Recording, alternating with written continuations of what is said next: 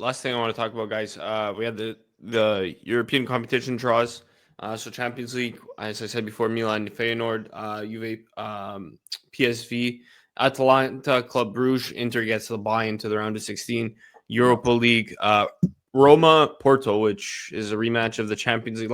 Pretty sure the last time Roma was in Champions League in 2019.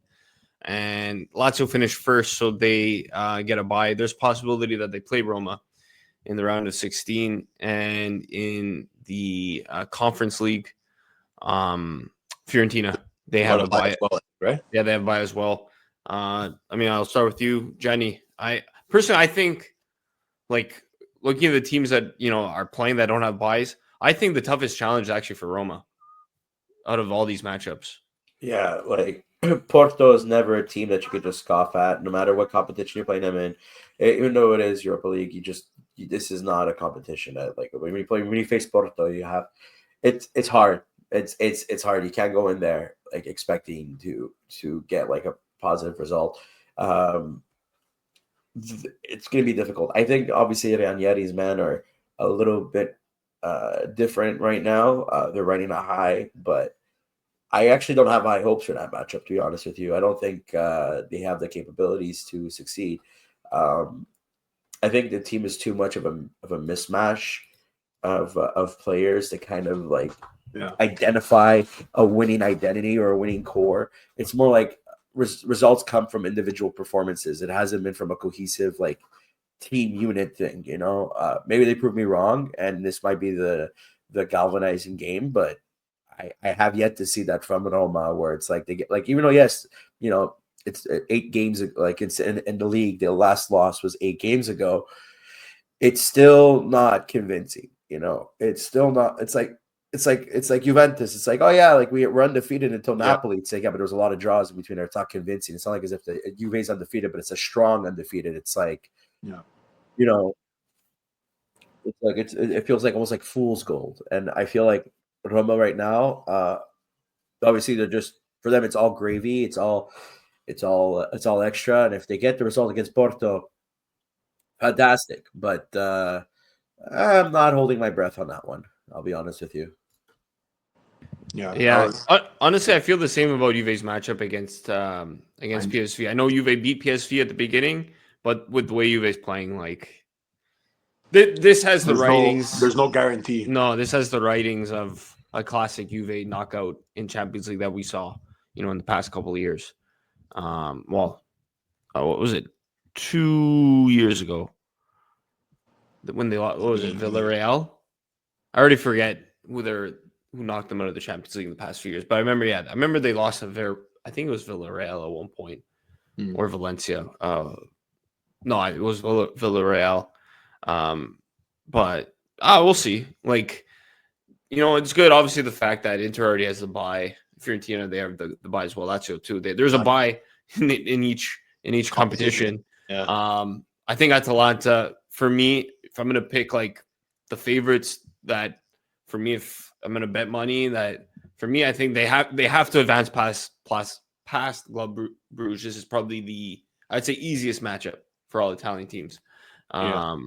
Because even Milan Feyenoord, obviously Milan should win it, but it's a toss-up. Feyenoord is there for a reason, and they're a good team as well, and so it's going to be interesting.